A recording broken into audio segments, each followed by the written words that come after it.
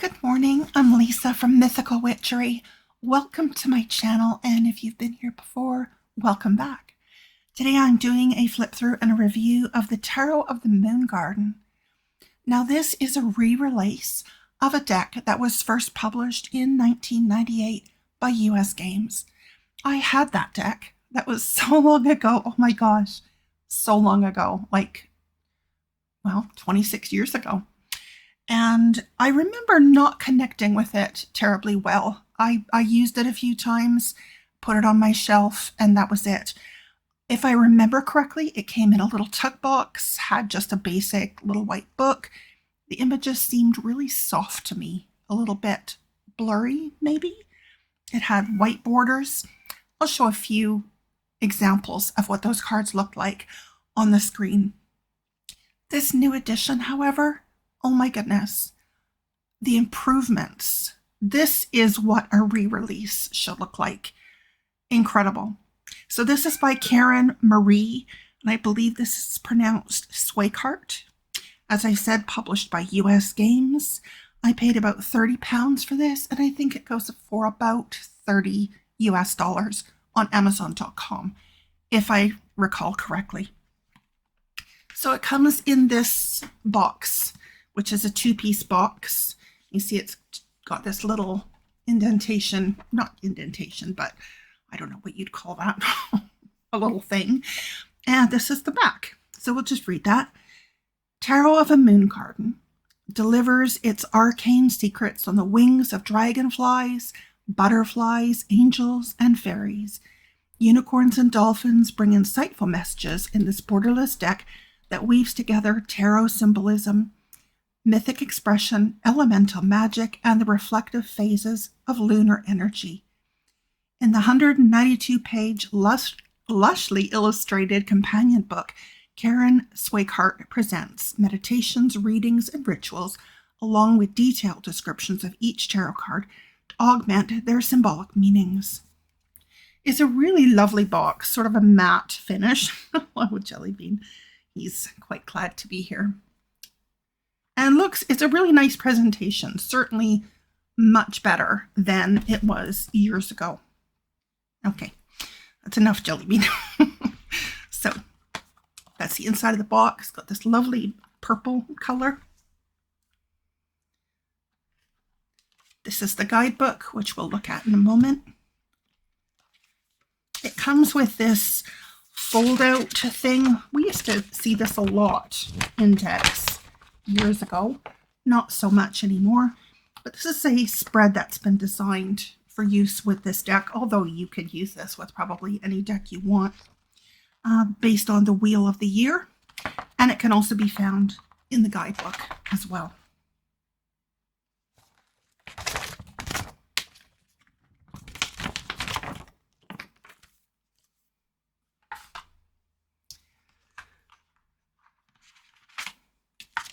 That is the inside of the box. Got a lovely little purple ribbon. I'm going to set the cards aside just for a moment, and we'll have a look at this guidebook. So as I said, this 92 pages? Yeah, 192 pages. It's a perfectly bound book, absolutely beautiful, full color, with lots and lots of information, little poems, rituals, all sorts of stuff. So this is an incredible guidebook, and oh my goodness, you couldn't even compare it to a little white book. This is just miles and miles better. So the table of contents lists the introduction to tarot, each card, and there are runes, recipes for Empress oatcakes and honey mead. Oh, why, how cool is that? Let's have a look at that. That's in the appendix. So here we go. So there's the garden runes, the Empress oatcakes, and the honey mead. So yeah, an amazing guidebook we'll have a look at that a little bit more later on after we do the shuffle, and we'll pull a card or two and have a look at the guidebook. So now taking a look at these cards, the first thing I want to point out is this beautiful, oh, so pretty, metallic purple gilding. And it is gorgeous. I prefer matte edging personally because foil gilding does tend to take a little bit of a beating, get some nicks and chips and so on, and it's harder to hide those. Whereas with matte, you can usually cover that up with a matching marker. But it is beautiful. These are the backs.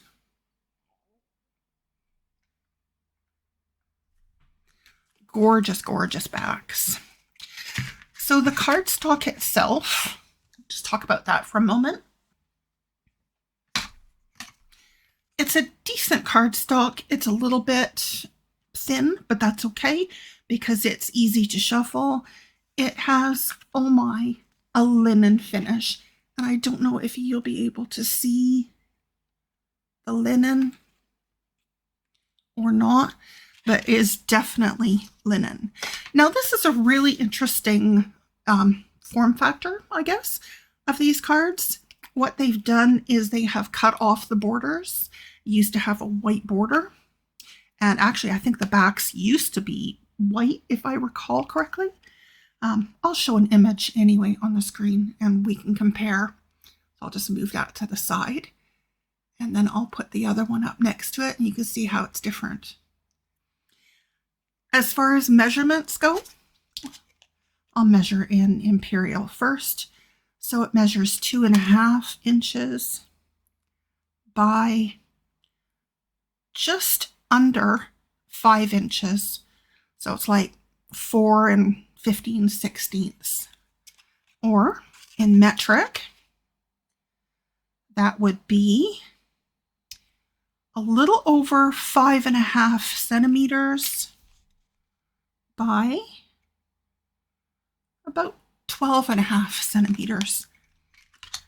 Now, to show you how that compares to a standard tarot card,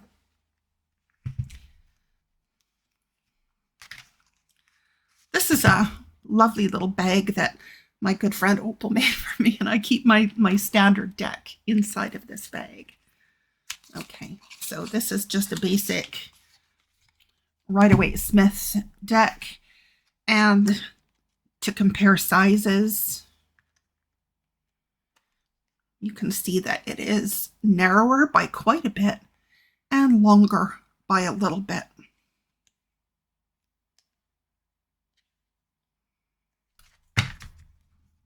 Okay, so now I'm going to zoom in on these cards and we will have a look at them individually. Then we'll give them a shuffle and pull a card or two and have a look at the guidebook and then have a little chat at the end. As always with my videos, there will be timestamps in the description box below, so feel free to skip forward to any section that you would like to see. So starting with the Fool.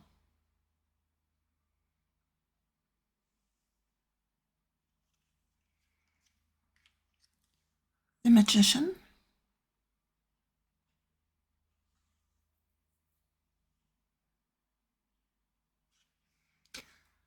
The High Priestess.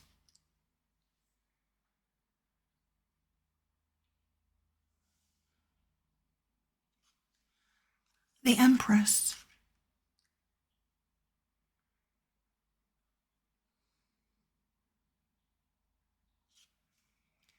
The Emperor.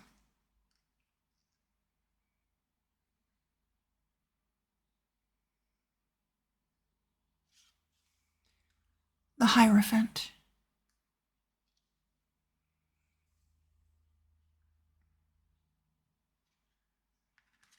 The Lovers.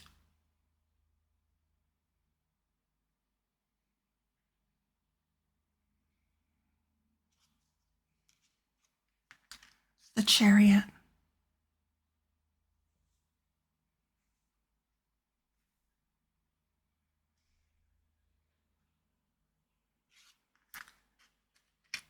strength,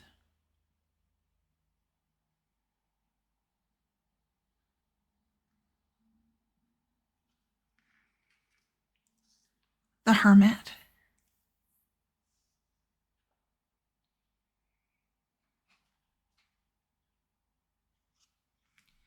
the Wheel of Fortune,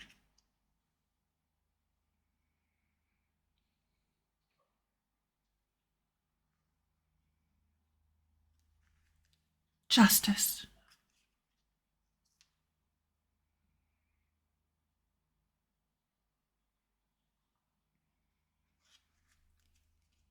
the Hanged Man,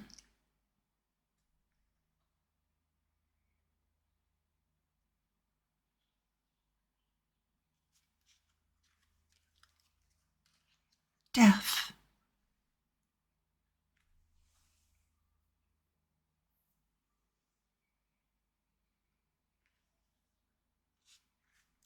Temperance, the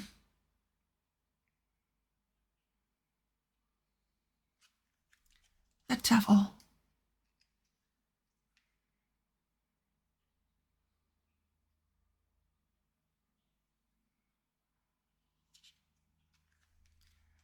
the Tower,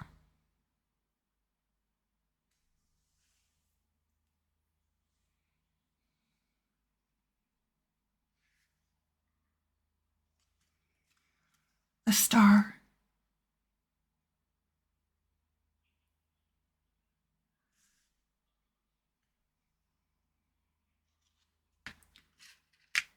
the Moon,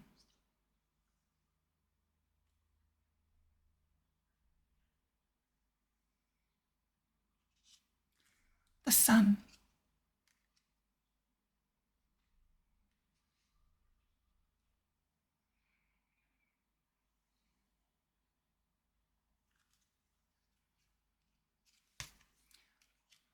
Judgment,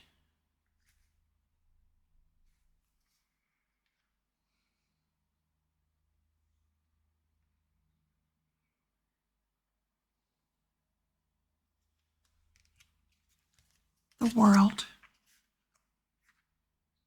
These don't want to stay put. Is the only downside, I think, to linen stock. But, I mean, the slipperiness also makes them much easier in some ways to shuffle as well.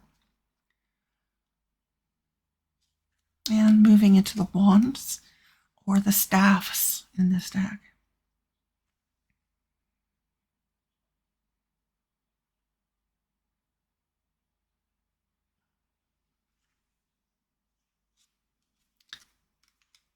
The Two.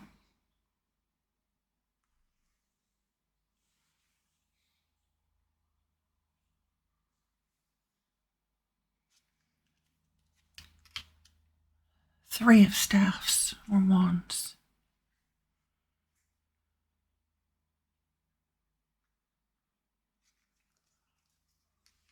The Four. Little unicorns here.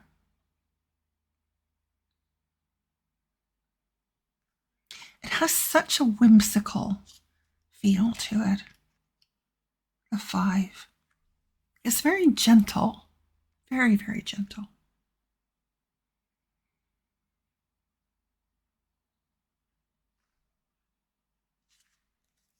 The Six. I definitely feel more drawn to this deck, this version, than I did to the original version. And I'm wondering if it does have to do with the resolution, possibly. Mind you, I really didn't understand tarot back then. I was just dabbling.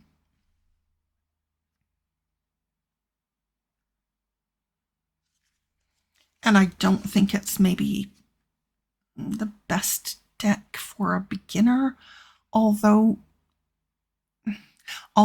I think it is good for kids. It's not necessarily teaching them the Rider-Waite-Smith meanings, but just giving them an introduction to tarot that's really gentle, if that makes sense. The Nine. Well, really, it's probably good for anybody who who likes, the world of fairy and fantastical creatures. Here's another unicorn. Love that. That's the 10.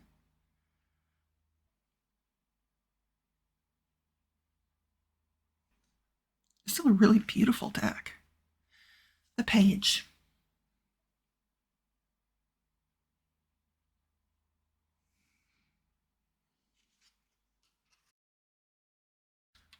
Knight.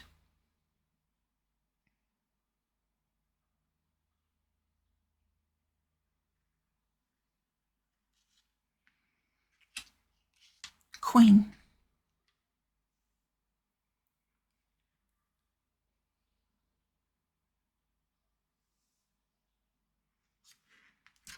King.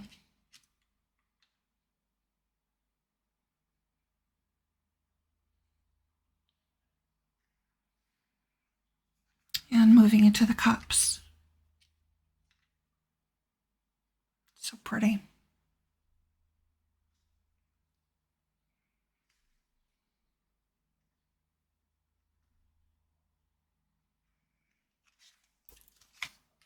The 2.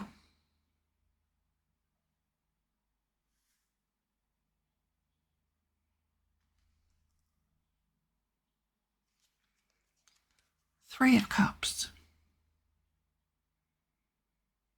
The little fairies sitting in cups. It's so pretty. It really, really is. With all the little butterflies and beautiful. Just really beautiful. 4. I don't know if you can really see this linen texture. I know I can, but I'm not sure if the camera is going to pick that up or not. It's certainly visible to the eye, and you can feel it as well. The 5.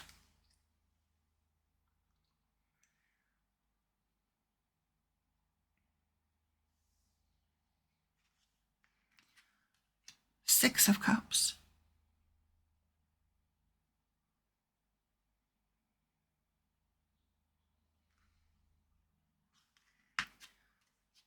Seven.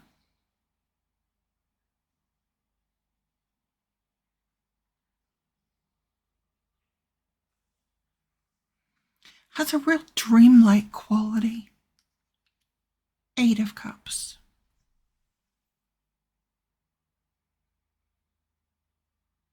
Kind of makes me wonder if the original deck was slightly out of focus on purpose. 9. If they wanted it to have a dreamlike quality and they thought that by having, because you could clearly see the borders and the text and everything, they were nice and sharp, but the images themselves were just slightly out of focus. And I'm wondering if that was an intentional thing. It's hard to say. Or if it was just poorly scanned.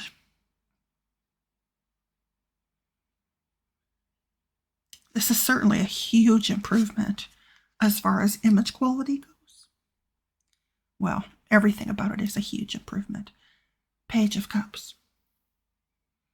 The cardstock, massive. The finish, huge improvement. The Knight. The book, no comparison. Just, they knocked it out of the park with this book.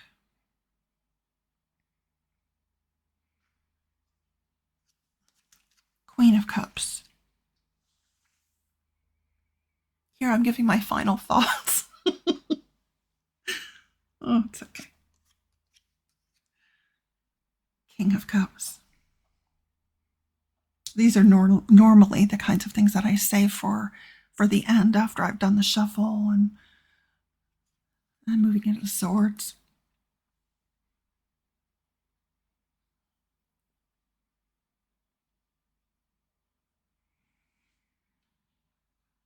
Love the dragonfly. 2 of Swords.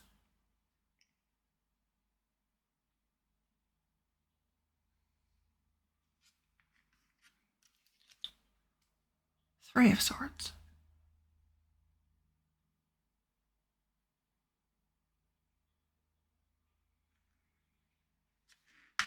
and 4. Unicorn there. I love his rainbow mane and tail. How pretty. And of course, dragonflies. Are they dragonflies? Yes, they are. They're dragonflies. I thought for a second they were butterflies, and I'm just talking out of my behind. But no, I'm certain they're dragonflies. If they're not, someone will tell me, I'm sure. Please do. 6 of Swords.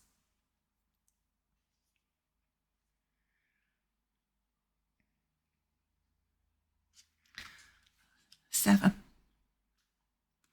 So if you've been following my channel at all, you know that I have had a brace on my finger for, well, since January. And I'm taking it off, but my finger is still quite delicate, so I may have to put it on again to shuffle these, just because I'm not sure if my finger will be able to cope with shuffling. I need some occupational therapy or physical therapy, I guess, on this finger for a while. 9 of Swords.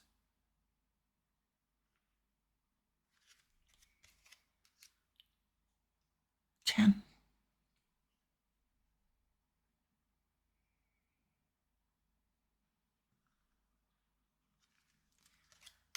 Page.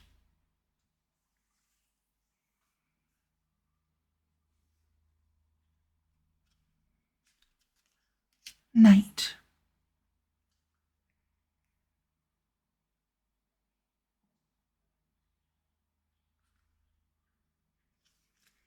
Queen.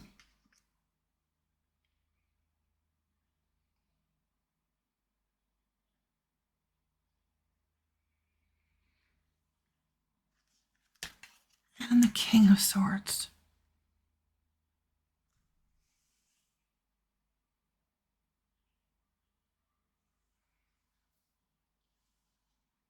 And moving into the Pentacles.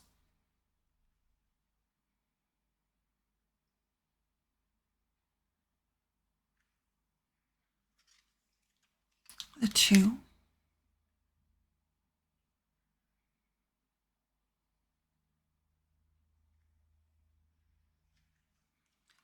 3 of Pentacles.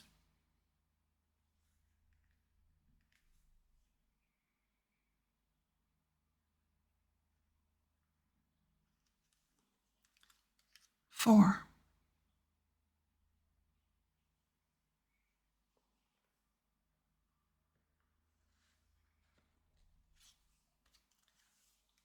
5. Definitely traditional Rider-Waite-Smith in this card.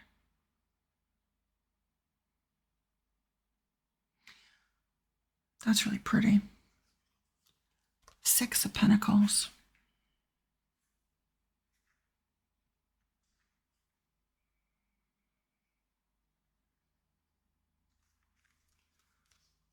7.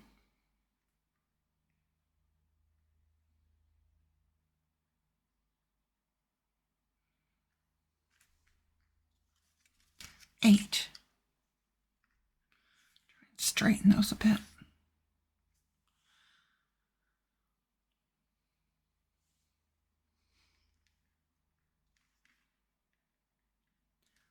9.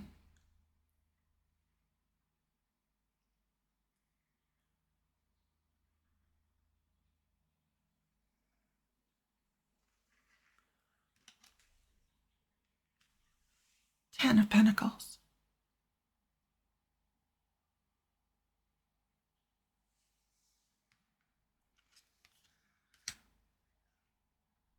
8.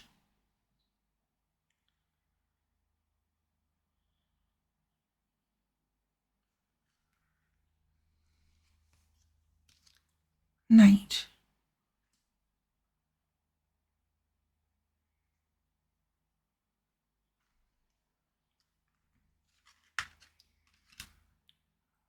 Queen.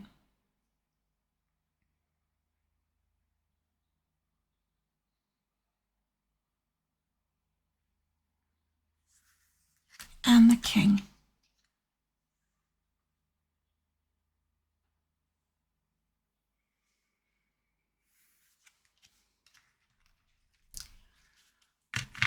All right, so I'm just going to pick up a bit of dust. I'm going to put my brace on and give this a shuffle. And then we'll have a look at a couple of cards in the guidebook and then have some final thoughts. It's really pretty. Just before I do this, I'm going to fan this out. Oh, look at how beautifully that fans. Yeah, that's the thing about linen. I need to do that again. That looks so pretty. Look at that. This is the thing about linen, is it is so easy to work with the cards. I know some people don't like it. They think that it gives the image a bit of a soft focus, but I actually think it gives it almost the appearance rather of being painted on canvas. I don't think it detracts at all. That's just me. I'm going to try to shuffle these without putting my brace on. They're nice and flexible.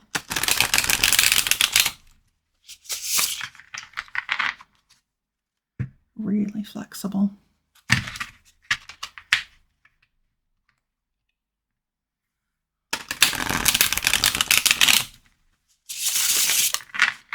Oh, they shuffle so well.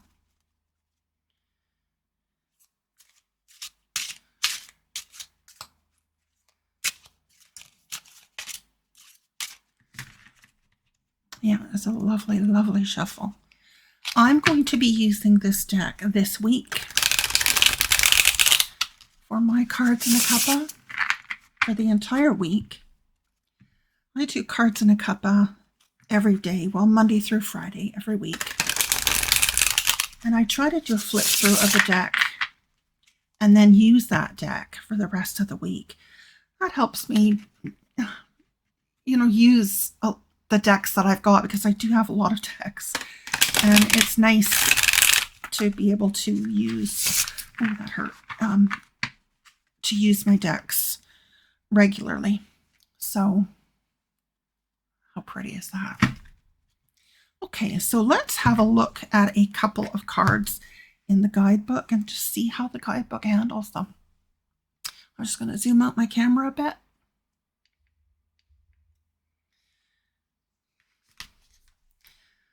We'll take a card, and we've got the Ace of Pentacles. Now these arrived a little bit backwards.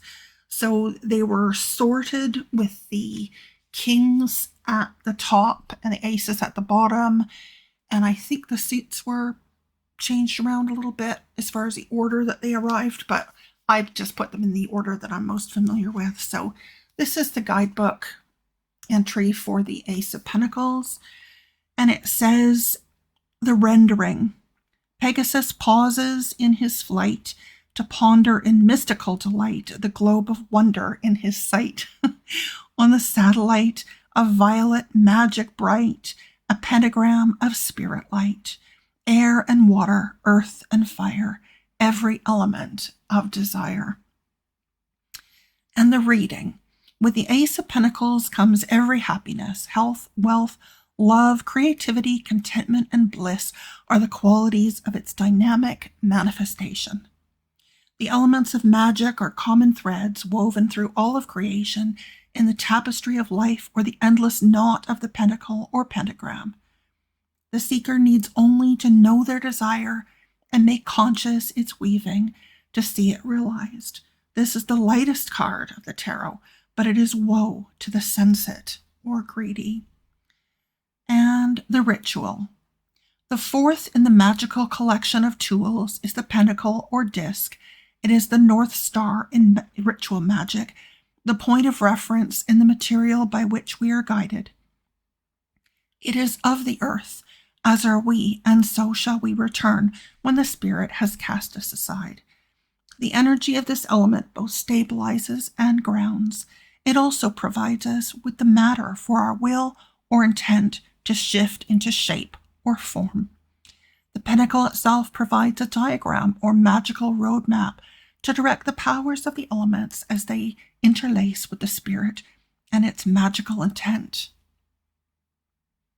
Traditionally, the disc on which we find the pentagram or the encircled pentacle is crafted of wood, earthenware, or stone, with the pathways of spirit, fire, water, air, and earth etched upon its surface in carving, enamel, glazed, or paint. As should all the ritual tools of magic, the pentacle should be consecrated along the guidelines introduced in the beginning of this book. Okay, look at another one. This is the Page of Cups.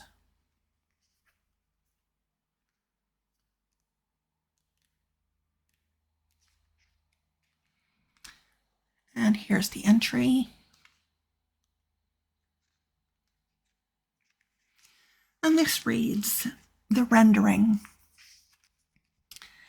An elfin princess lights upon an orange cushioned mushroom cap. She settled there with a horn of golden fairy draught and nectar in her cup to sip. And in the pink moonlight, she and the purple porpoise of sea nymphs and dragons converse. What tales do they tell with delight? The reading. With an innocent smile and a twinkle that hints of laughter in the eye. The Page of Cups hides imagination and humor in a quiet countenance. This youth is often found lost in thought or in the pages of a book.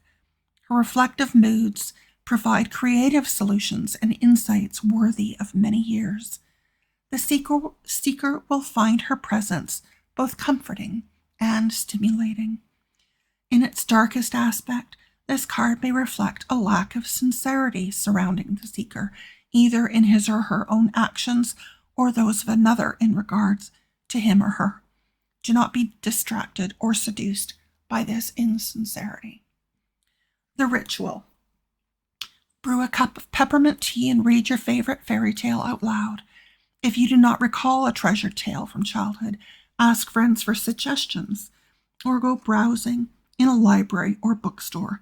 Once you have read the old favorite, reflect on any parallels or influences it may have had in your life. In an in-depth examination, you may be surprised at which archetypes have claimed you from the pages. Were any childhood dreams unlocked? Or were any nighttime fears dragged from under the bed? In making a new acquaintance with enchantment, does the wisdom woven through the parable parallel your life? Does it stir an unvoiced desire? Do any of the lives in your circle of friends mirror those allegorical journeys? Do you recognize any tarot symbolism in the lines? Interesting.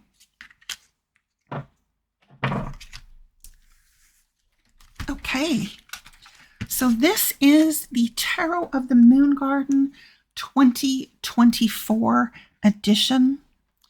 And it is really, really beautiful.